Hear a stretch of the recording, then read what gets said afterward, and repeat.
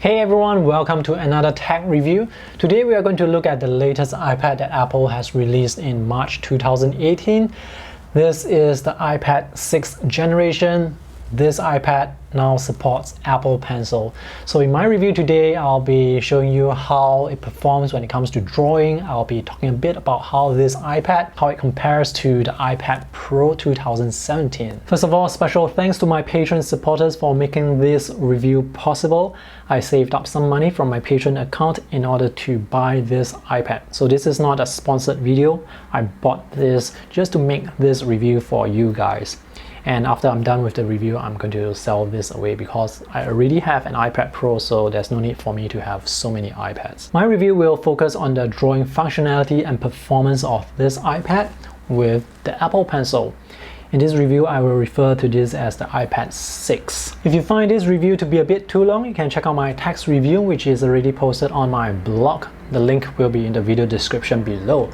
The text review and this video review, they talk about the same thing, so if you want to save some time, you can check out my text review. The main selling point of this iPad really is the Apple Pencil support. The previous generation, the iPad 5, it doesn't support Apple Pencil, so now it's sort of inevitable for Apple to add Apple Pencil support to their iPad, and this is a terrific move. If you compare the iPad 6 with the iPad Pros, even the refurbished one, this is cheaper by at least US $100 or more. And after this review, hopefully you can get a better idea of which one is more worth your money. So without further ado, let's test out the drawing functionality. The app that I use most often is Procreate, and I'm just going to show you the performance of Apple Pencil on Procreate. The display is an IPS panel. Colors are great.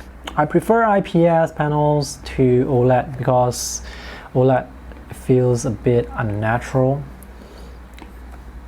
This, by the way, is my newborn. Her name is Tiffany.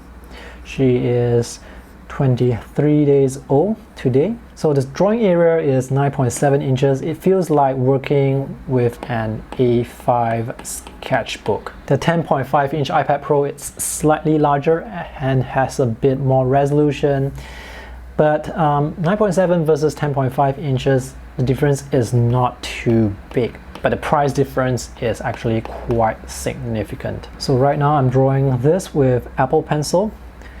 The pressure sensitivity works really well. So you can press down hard to get thick lines. You can use very little pressure to get really thin lines. It's very sensitive. One of the main selling points of the Apple Pencil really is the palm rejection. The implementation, it's almost flawless. So right now I'm placing my palm on the screen and I'm drawing, and there is no stray strokes. So this is great. I can even put my palm here like this when I'm drawing. It detects the Apple Pencil but not my palm or my finger, so this is quite amazing. So with the Apple Pencil, you can actually tilt the pencil to get a wider stroke. So when you draw like this, the strokes, it'll be a bit thin like this, but if you tilt it on the side, you can use it for shading. So now I can cover a much larger area. Usually with other styluses or other tablets, you have to change the brush size in order to get a thin or thick stroke, but with the Apple Pencil, you can draw like this. With the pencil almost vertically, you get a thin stroke, but if you tilt it on the side, you can get a wider stroke. You don't have to change the setting, so it's very intuitive, it's very easy. Pressure sensitivity works really well also. So my daughter Tiffany, she likes to sleep a lot and she likes to drink a lot of milk. So the drawing functionality of the iPad 6 is actually not very different from the iPad Pro. The main difference to me really comes down to the size of the iPad. So this is iPad 6. This is only available in 9.7 inches. The iPad Pro has 10.5 and 12.9 inches. But the drawing functionality, the feeling, the experience, it's almost exactly the same. There's one slight difference though. With the iPad 6, the glass is actually a distance away from the actual screen itself, but the gap is not that big. But when you tap onto the screen, you can feel that hollow sound. With the iPad Pro, we have a more dampened sound. The difference in the tapping sound is pretty much the main difference I can talk about when it comes to the drawing experience of the iPad 6 versus the iPad Pro. All other drawing performance and experience is pretty similar. Even the responsiveness, it's really fast, and I really like the tapered end of the Apple Pencil. You can see the line beneath the tip. That is really great. The nice thing with Apple Pencil and drawing apps is most drawing apps, they will detect the Apple Pencil automatically, so you don't have to pair the Apple Pencil with drawing apps. The drawing apps will know that there's an Apple Pencil there. They will just turn on pressure sensitivity and palm rejection automatically. With some other third-party styluses, you have to pair the stylus each time for each drawing app that you use, but not with Apple Pencil. The iPad 6 now uses the A10 processor. The iPad Pro uses A10X. Well, depending on what you're doing, you probably will not see any differences. The RAM on this iPad is only 2 gigs of RAM, which is a bit low, but again, depending on the type of work you do, it may or may not be enough. But for sketches like this, 2 gigs of RAM is definitely more than enough. You can use a lot of layers as well, no problem at all.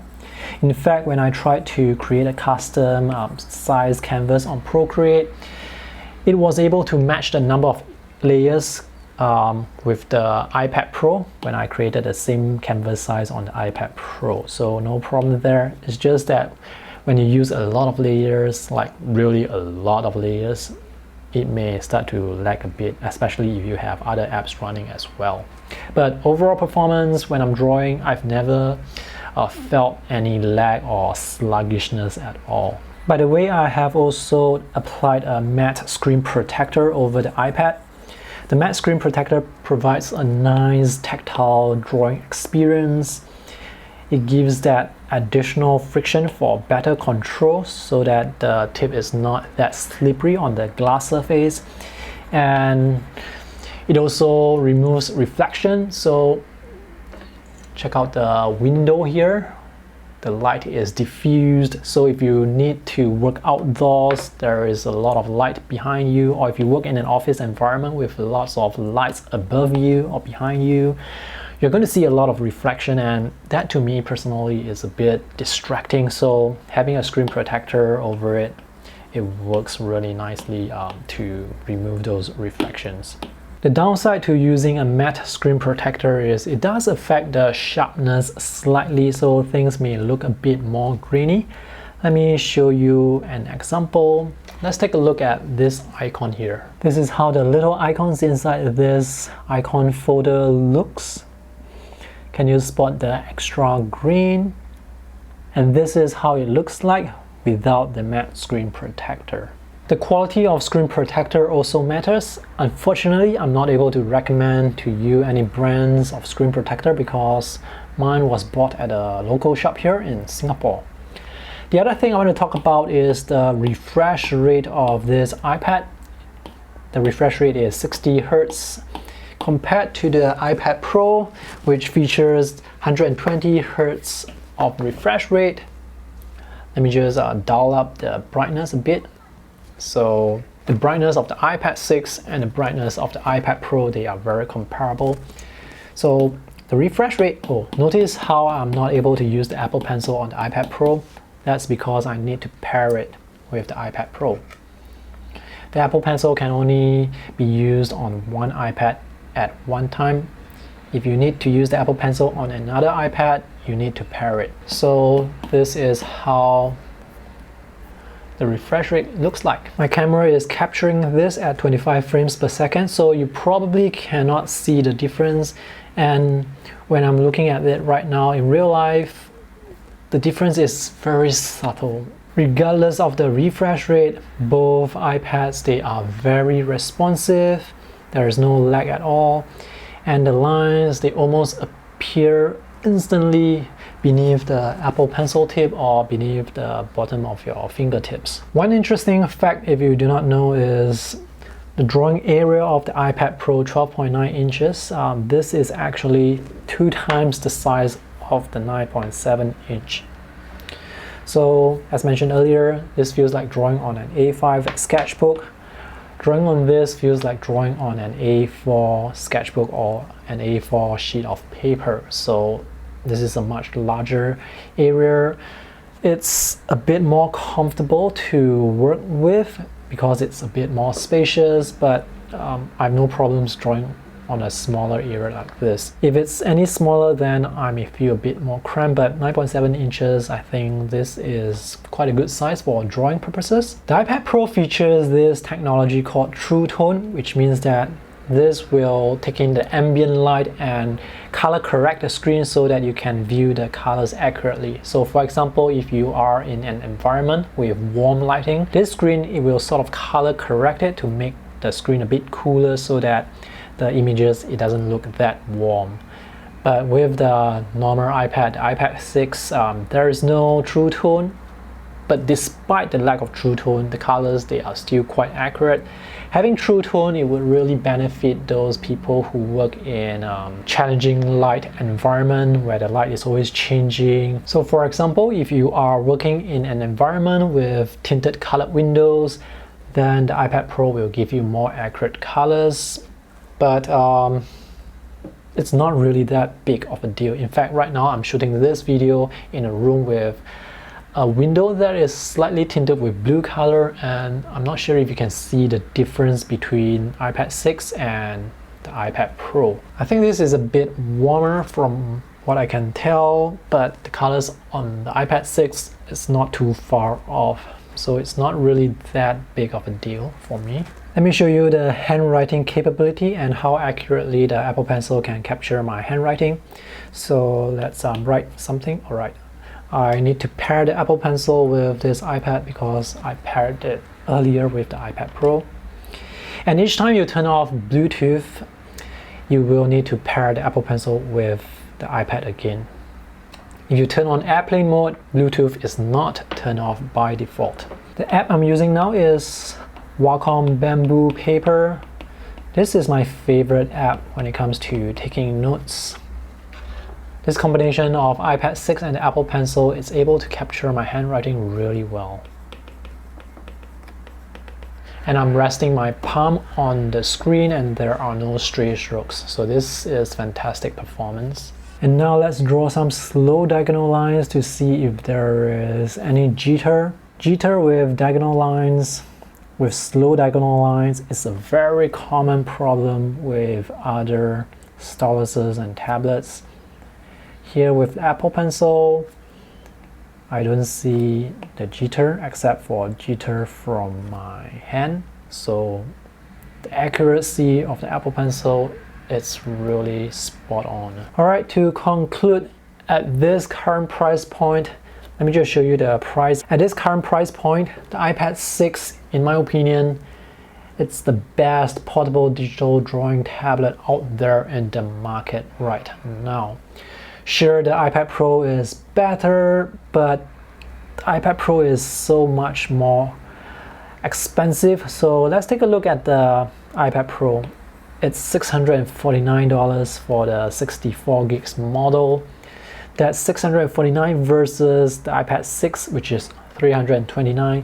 Even the refurbished iPad Pro 9.7, it's selling at $469. It's like $140 more than iPad. And again, the Apple Pencil is not included, so that's an extra $99. Between the 32 gigs and 128 gigs model, if you have the budget, I do recommend that you get the 128 gigs model because graphic files, they are actually not that big. 32 gigs is suitable if you are only using the iPad for drawing. You're not going to be downloading videos, you're not going to be downloading huge files on the iPad, then 32 gigs is fine. But if you install a lot of applications, if you want to download the occasional videos onto your iPad to watch during your long commute on public transport, then 128 gigs I think is a better choice. Having Apple Pencil support for the 9.7-inch iPad is a fantastic move by Apple. This is more affordable to those who were thinking of trying the Apple Pencil but were reluctant to pay the high price for the iPad Pro. So now this is the more affordable option, and I've been using this for the past few days for drawing. It works wonderfully. When I'm drawing, I don't think about the specifications, how fast it is. I just draw and it just feels right when I'm drawing on it. So that's all for my review today.